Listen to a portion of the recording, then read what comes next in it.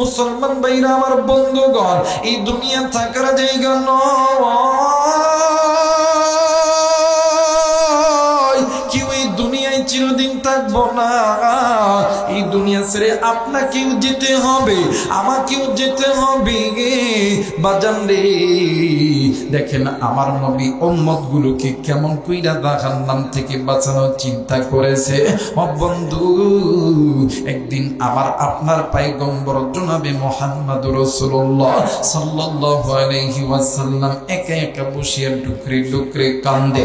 একজন সাহাবী ডাক দি কই নবী গো, ইয়া রাসূলুল্লাহ, ইয়া হাবিবাল্লাহ, আপনি কেন কান্দেন গো নবীজি?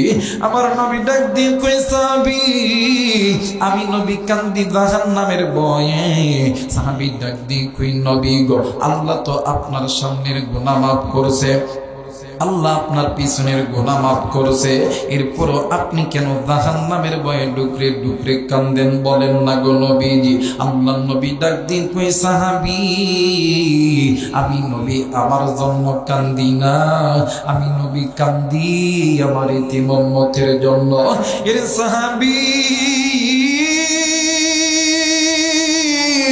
আমি নবীজি আল্লাহর জান্নাত জাহান্নাম ভ্রমণ করছি, আমি নবীজি দেখেছি ওই জাহান্নামের ভয়ঙ্কর চিত্র। ওরে ওরে সাহাবী, দুনিয়ার মানুষ তো সামান্য একটু আগুনের তাপ সহ্য করতে পারে না, সামান্য একটু বাদাম রোদের তাপ সহ্য করতে পারে না। সাহাবী তুমি জানো না, দুনিয়ার আগুন হাতে লাগা মাত্রই মানুষের হাত পুড়িয়া যায়, কিন্তু সাহাবী আল্লাহর জাহান্নামের এত ভয়ঙ্কর আগুন, যেই আগুনটা হাতে লাগা মাত্রই কলিজা পর্যন্ত পুড়ে যায়। আমার নবী ডাক দিয়ে কই সাহাবী, আল্লাহ পাকের হুকুম তোমরা মানো, ইয়া আইয়ুহাল্লাযীনা আমানু কু আনফুসাকুম ওয়া আহলিকুম নার, তোমরা নিজেরা জাহান্নামের আগুন থেকে বাঁচো, তোমাদের স্ত্রী সন্তানদেরকে জাহান্নামের আগুন থেকে বাঁচাও। কারণ হইল সাহাবী, আখিরাতের সর্বপ্রথম ইমিগ্রেশন কাউন্টার হইল কবর। এই কবর যারা ভালো তার জন্য মিজান ভালো, পৌঁছিরাত ভালো। ওই ব্যক্তি হইবে আল্লাহর জান্নাতি। যেই ব্যক্তির কবর ভালো নয়, যেই ব্যক্তির মিজান ভালো নয়, যেই ব্যক্তির হাসর ভালো নয়, পৌঁছিরাত ভালো নয়, ওই ব্যক্তি হবে জাহান্নামী। আমার নবী ডাক দিয়ে কই সাহাবীরা রে, এই দুনিয়া থাকার জায়গা নয়, কেউ এই দুনিয়ায় চিরদিন থাকবো না। আমার আল্লাহ বলেন কুল্লু নাফসিন যায়িকাতুল মাউত, মৃত্যুর স্বাদ একদিন না একদিন সকলকেই ভোগ করতে হবে। আরে বগুড়ার বাবাজিরা, আপনি কি মনে করছেন আপনি মরবেন না গো বাবা? আরে কলিজার টুকরা যুবক, তুমি কি মনে করছো তুমি কি মরবা না? এর কলিজার টুকরা যুবতী, এর কলিজার টুকরা মা, তুমি কি মনে করছো তুমি কি মরবা না? তোমরা জানো না, জানো না এই জায়গার পিছনে তোমার আমার পিছনে আল্লাহ মালিকুল মউত দাঁড়ায় রাখছে। আমার আল্লাহর যখন হুকুম হবে, এই ময়দান থেকে তুমিও যাইতে পারো, আমিও যাইতে পারি। আবার আমার আল্লাহর হুকুম যখন হবে, এই ময়দান থেকে তুমিও হায়াত হারায়ও বাড়িতে যাইতে পারো, হায়াত আবার রেখেও যাইতে পারো। মৌতের কোনো গ্যারান্টি নাই। আরে যুবক, কেন ওই আল্লাহর হুকুম তুমি মানো না রে যুবক? কেমনে গুনাহ করো, কেমনে তুমি আল্লাহর হুকুম অমান্য করো, কেমনে তুমি গুনাহ করো, কেমনে তুমি গুনাহ করো?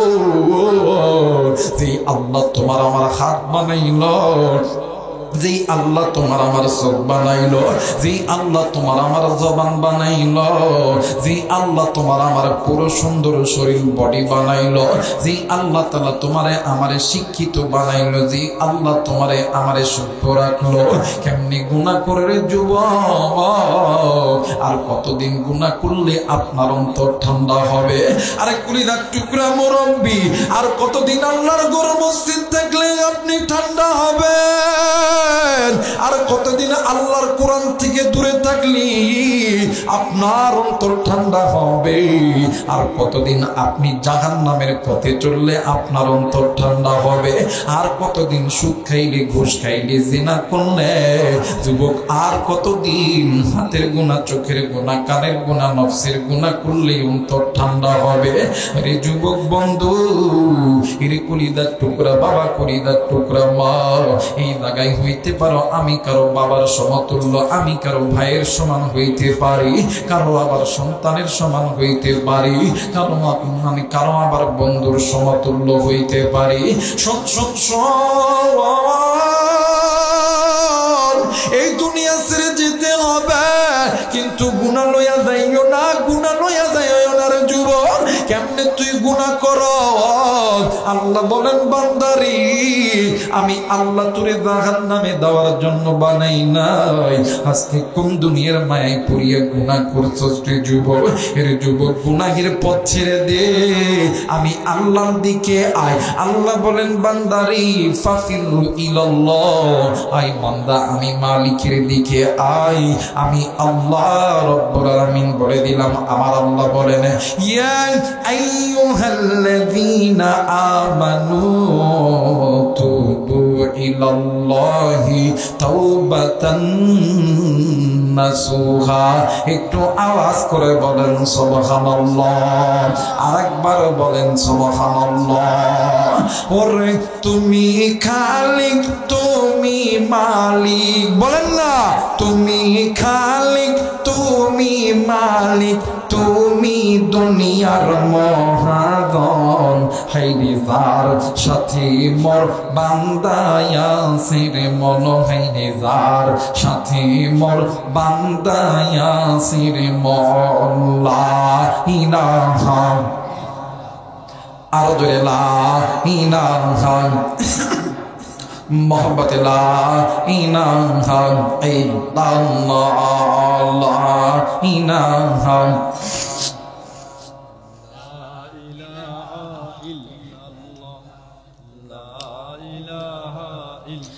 লা ইলাহা ইল্লাল্লাহু মুহাম্মাদুর রাসূলুল্লাহ। সকলেই পড়ি সাল্লাল্লাহু আলাইহি ওয়াসাল্লাম। যারা যারা চান আজকের মাহফিলটা আল্লাহর দরবারে কবুল হয়ে যাক, দুইটা হাত উঁচু করিয়া তিনটা তাকবীর দিবে। সবাই দুইটা হাত উঁচু করিয়া তিনটা তাকবীর দিবেন আল্লাহকে খুশি করার উদ্দেশ্যে। দেখবেন যেটা তাকবীর দিব না, আল্লাহর নাম লইব না, ওইটা ওই ভারতের দালাল হইয়া এই জান্নাতের বাগানে চোট্টামো করার জন্য আইছে। নারায়ে তাকবীর, নারায়ে তাকবীর, নারায়ে তাকবীর। আল্লাহ কবুল করে নিক, আমিন। আরেকবার বলেন আমিন। আমার ভাইরা, আমার বন্ধুগণ, গুনাহ গুনাহ গুনাহ গুনাহ, কিন্তু মুরব্বী আপনি জানেননি এই গুনাহ আপনার দুনিয়াটাকেও বরবাদ করবে, আখিরাতটাকেও বরবাদ করবে। এই গুনাহ আপনার দুনিয়াকে ধ্বংস করবে, গুনাহ আপনার আখিরাতটাকেও ধ্বংস করবে। শুধু তাই নয়, আপনাকে জাহান্নামের আগুনে জ্বালাইবে। কথা বলেন ঠিক কিনা? আর যদি কোনো ব্যক্তি গুনাহ ছাড়তে পারো, তোমার দুনিয়াটাও জান্নাত, আখিরাতটাও জান্নাত। দুনিয়াতেও তুমি সফলতা অর্জন করবা, আখিরাতেও সফলতা অর্জন করবা। শুধু তাই নয়, তাই নয়, আমার আল্লাহ হাসর ময়দানে তোমার জন্য জান্নাতের সিট বরাদ্দ করে দিবে। জোরে বলেন আল্লাহু আকবার। কিন্তু বলেন কোন দুনিয়ার মায়ে পড়ছি?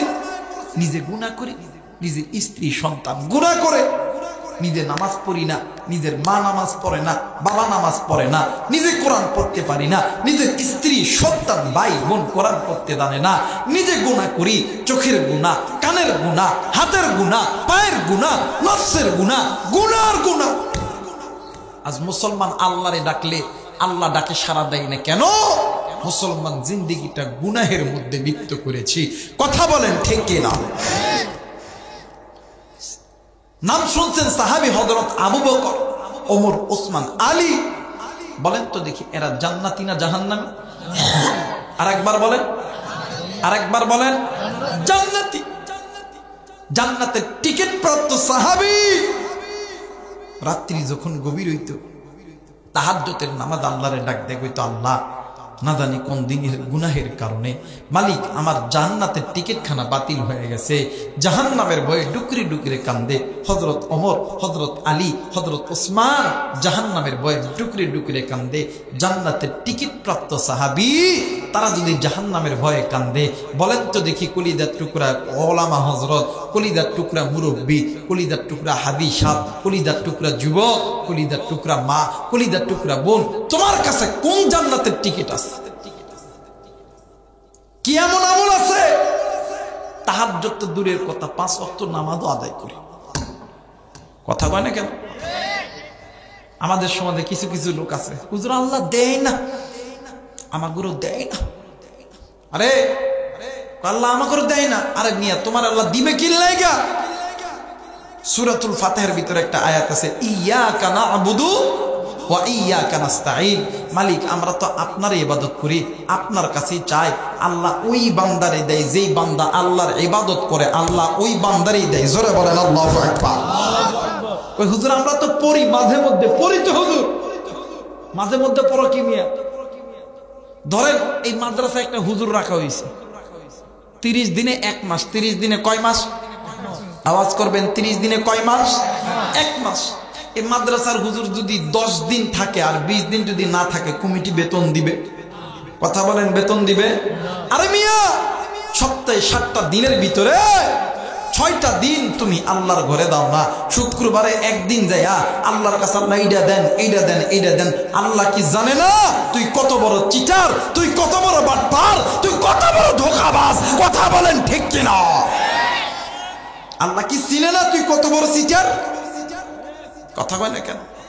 কিন্তু এই লোকগুলাই দেখবে আমার ভাইরা আল্লাহর ঘর মসজিদে যায় না, কিন্তু সিজন টাইমে পীরের দরবারে যখন হয়, হাইরে হাইরে গান একটা বাজের টাকের উপর, মানে বাজের ছাদের উপরে একটা মাইক জ্বলায়া হাই হাই একটা সাউন্ড দেয়, আমার মরণ কালে ঢোল বাসিবা যায় তরিকার বায়, আমার মরণ কালে ঢোল বাসিবা যায়।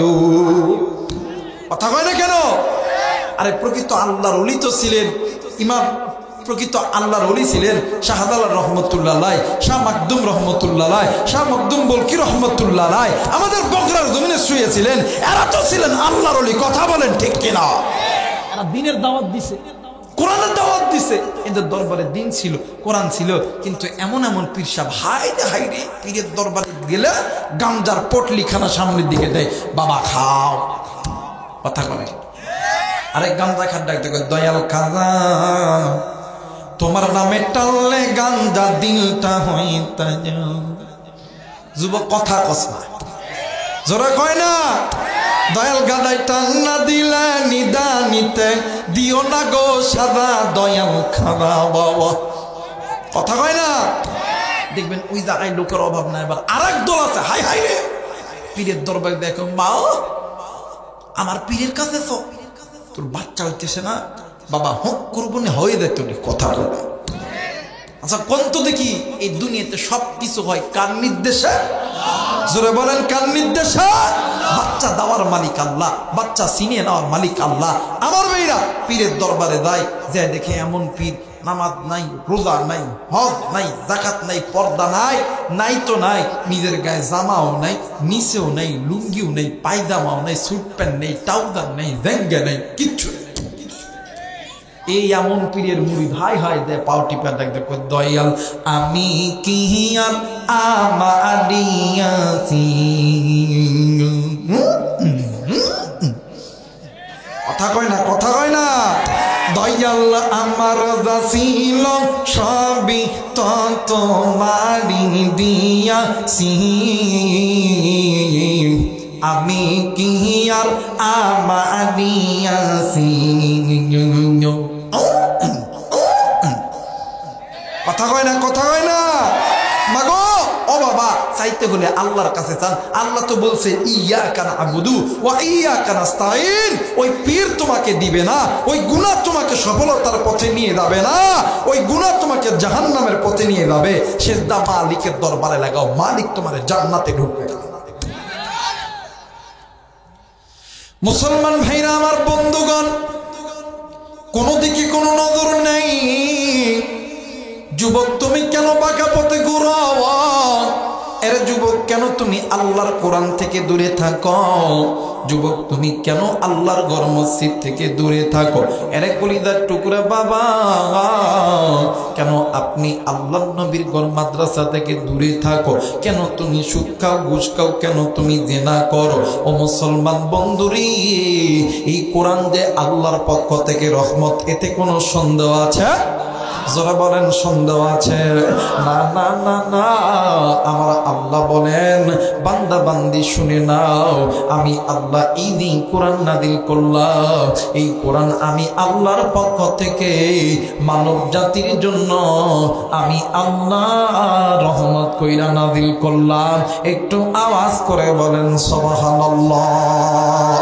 মুসলমান বন্ধুরি, আল্লাহ রাব্বুল আলামিন ডাক দিয়ে কই বান্দা বান্দি, এই কোরআন যেই বান্দা বান্দি মেনে নিবে, আমি আল্লাহ বলে দিলাম ফামানিত্তাবা হুদা ফালা ইয়াদিল্লু ওয়ালা ইয়াশকা।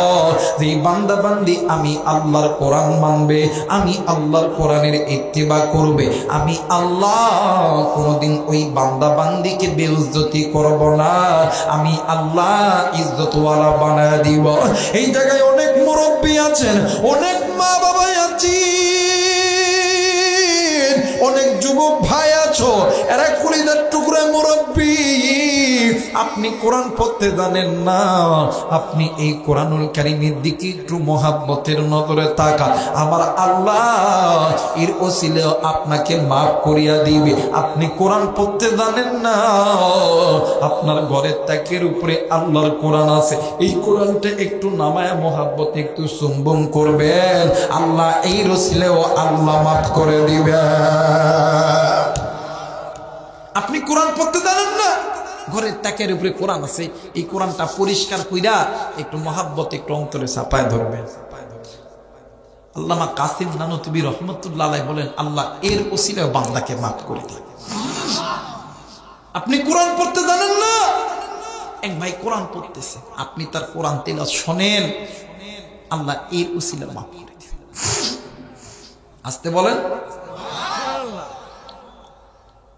আল্লাহ চায় না আমার বান্দা, আমার বান্দি আমি মালিকের জাহান্নামে, আল্লাহ চায় আমার বান্দা, আমার বান্দি আমি মালিকের জান্নাতে যাক। একটু আওয়াজ করে বলা যাবে না আল্লাহু আকবার? আরেকবার বলেন আল্লাহু আকবার। মুসলমান ভাইরা আমার বন্ধুগণ, এই কোরআন দেখেন কেমন করে বান্দা বান্দি মালিক, এই কোরআন ওই বান্দা বান্দিদের কি আল্লাহর জান্নাতে নিয়ে যায়। মুসলমান বাবাজি, এই কোরআন দেখেন মুসলমান কেন আপনি আমি মানি না? ও বাবা, কোনো দিকে কোনো নজর নাই, খুব খেয়াল করে শোনা চাই রে বন্ধু। ওরে বন্ধু, নাম শুনছেন হযরত আবু বকর রাদিয়াল্লাহু তাআলা আনহু। ও বাবা, আল্লাহর নবী জলিলুল কদর সাহাবী হযরত আবু বকর রাদিয়াল্লাহু তাআলা আনহু। ও বন্ধু, একদিন হযরত আবু বকর আসরের নামাজ পড়ার পর মসজিদ থেকে বাড়ির দিকে রওনা নিতেছে। ইতিমধ্যে 12 থেকে 13 বছরের একটা যুবক সন্তান হযরত আবু বকরের পা চাপটি মেরে দড়িয়া ডুকরে ডুকরে কান্দে। আবু বকর ডাক দিয়ে কই, বাবা গো তুমি কেন কান্দো? তোমার কান্নার কারণ কি বলো না? ডাক দিয়ে কই, হুজুর গো আমার মা বলেছে যদি কোনো আলেম মানুষ, যদি কোনো জান্নাতি ব্যক্তি, যদি কোনো মুসাফির মানুষ যদি কারো বাড়িতে যায়, আমার আল্লাহ ওই ব্যক্তির ওসিলায় ওই বাড়িতে যদি কোনো ব্যক্তি অসুস্থ থাকে, আমার আল্লাহ শিফা দান করে দেয়। একটু আওয়াজ করে বলেন সুবহানাল্লাহ, আরেকবার বলেন সুবহানাল্লাহ। মুসলমান বন্ধুরি, আমার ভাইরা, আমার বাবা জিনাদি, হযরত আবু বকর ডাক দিয়ে কই, বাবা গো, ও বাবা আমার মন সাক্ষী দিতেছে তোমার মা নিঃসন্দেহে একজন নেককার দিনদার পরহেজগার মহিলা। বাবা গো চলো যাই, চলো যাই, আমি তোমার সঙ্গে তোমার বাড়িতে যাব। মুসলমান বন্ধুরি, আমার ভাইরা আমার বাবাজিরা রে এইবার হযরত আবু বকর রাদিয়াল্লাহু তাআলা আনহু ডাক দিয়ে কই বাবা গো তুমি একটু সামনের দিকে যাও হযরত আবু বকর পিছনে এর পিছনে আল্লাহর নবীর সাহাবীরা এর বন্ধু এক পর্যায়ে হযরত আবু বকর যখন বাড়ি যখন পাবে ভা ওই বাড়ির ভিতর থেকে ছোট্ট একটা মহিলা কন্যার কণ্ঠের আওয়াজে কি যেন ডাক দিয়ে কই মাগো আজ থেকে কারে আমি আব্বা কইয়া ডাকমু কি আমারে আদর করবে কি আমারে মহব্বত করবে এই কথা শুনিয়া এই যুবক ওই বাড়ির ভিতরে গড়াগড়ি করে আর ডুকরে ডুকরে কান্দে হযরত আবু বকর ডাক দিয়ে কই বাবা গো তুমি কেন কান্দো তোমার কান্নার কারণটা কি বলো না ডাক দিয়ে কই হুজুর আপনি কি শোনেন নাই ওই যে ঘরের ভিতরে আমার কলিজার টুকরা দুনিয়ার জমিনে আমার বাবা নেই আমি এতিম আজ থেকে কারে আমি আব্বা কইয়া ডাকমো কি আমারে আদর করবে মোহাব্বত করবে ভালোবাসা দিবে হযরত আবু বকর ডাক দিয়ে কই বাবা যে সন্তানের দুনিয়ার জমিনে মা নাই বাবা নাই ওই সন্তানের জন্য আছেন তিনি আসমান আর জমিনের মালিক তিনি একটু আওয়াজ করে বলেন সুবহানাল্লাহ আরেকবার বলেন সুবহানাল্লাহ ডাক দিয়ে কই বাবা গো যে সন্তানের মা নাই বাবা নাই ওই সন্তানের জন্য আছেন যিনি আসমান আর জমিনের মালিক তিনি এরা বন্ধু হযরত আবু বকর ডাক দিয়ে কই বাবা গো তোমার মাকে দিয়ে বলো না তোমার বাবার লাশটা একটু বাহির করে দিই আমরা নবীর সাহাবীরা তোমার বাবার লাশটা একটু ধুত করব কাপড়ের কাপন পরায় দিব আমরা জানাজা করব এর মুসলমান লাশ ধুত করা কমপ্লিট হইয়া গেছে ও বন্ধু কাপনের কাপন পরাইয়া হযরত আবু বকরের ইমামতিতে জানাজার নামাজ যখন পড়াইতে যাবে এরা বগুড়াবাসী আমি আপনাদের কি কলিজা থেকে ভালোবাসি কারণ বগুড়া জেলা নওগাঁ জেলা একদম পাশাপাশি কারণ হইল বগুড়া জেলার মানুষ নওগাঁ জেলার মানুষকে এতটা ভালোবাসে নওগাঁ জেলার মানুষ বগুড়া জেলার মানুষকে ভালোবাসে বগুড়া জেলার মানুষ নওগাঁ জেলাকে ভালোবাসে এর একটাই মাত্র কারণ হইল এই দুইটি জেলার ভিতরে একটা ভাষাগত একটা মতবাদ আছে ভাষার মধ্যে বাদান মিলটা আছে কেন এত মিলে কথা বলতে গেলে অনেক সময় ইতিহাস টানতে হবে কিন্তু না বাদাম না এত সময় আমি আপনাদেরকে দিতে পারবো না এবার হযরত আবু বকর জানাজার নামাজের ইমাম হইয়া দাঁড়ায় গেল কিন্তু আল্লাহর কি কারিশমা হযরত আবু বকর তিনবার জানাজার নামাজের মধ্যে ভুল করলো জোরে বলেন কয়বার ভুল করলো আরেকবার বলেন কয়বার তিনবার ভুল করছে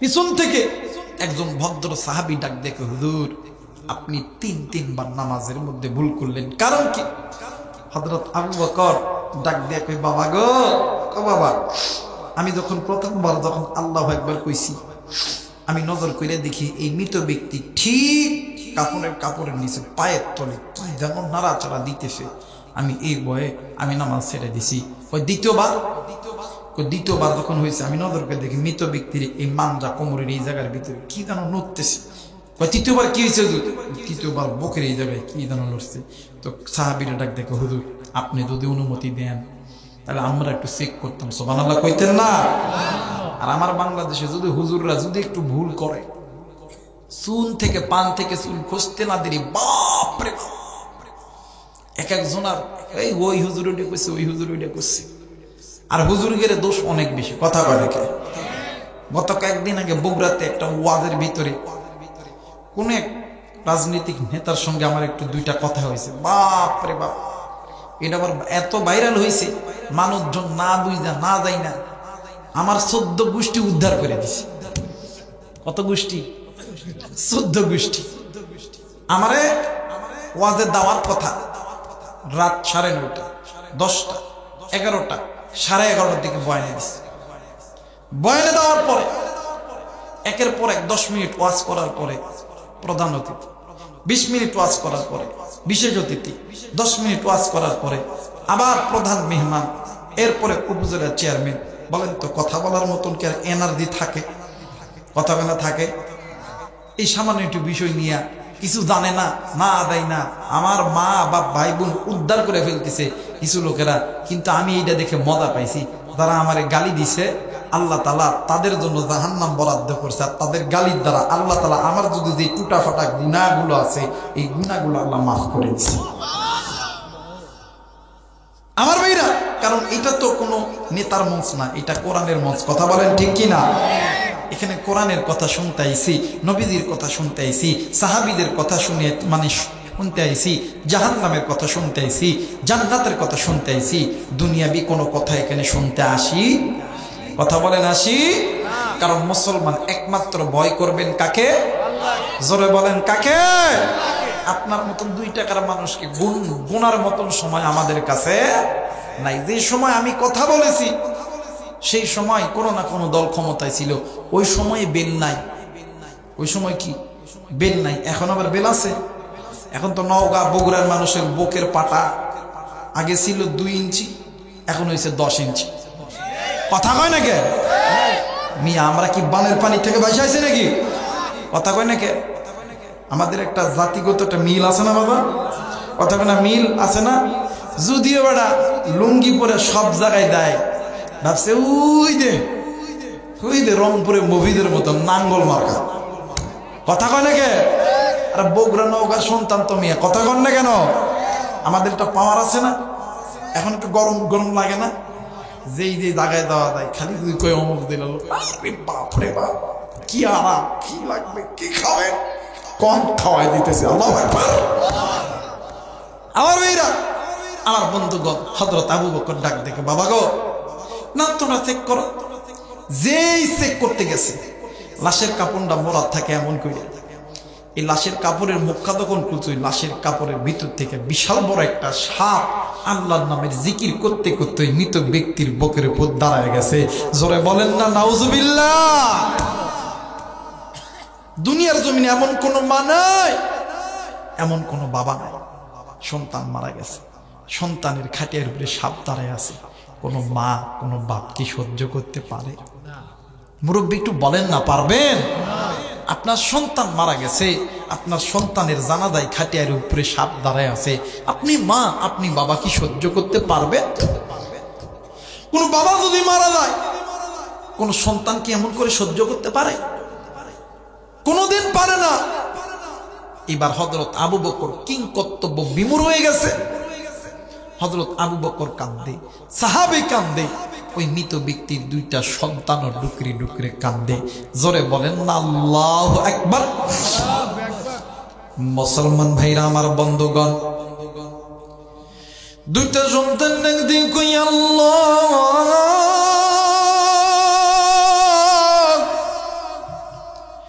এই দুনিয়ার জমিনে আমার বাবা কি এমন গুনাহ করছে যার জন্য আমার বাবারে আপনি গুনাহের কাঁদনে বন্দি করে রাখছেন গো।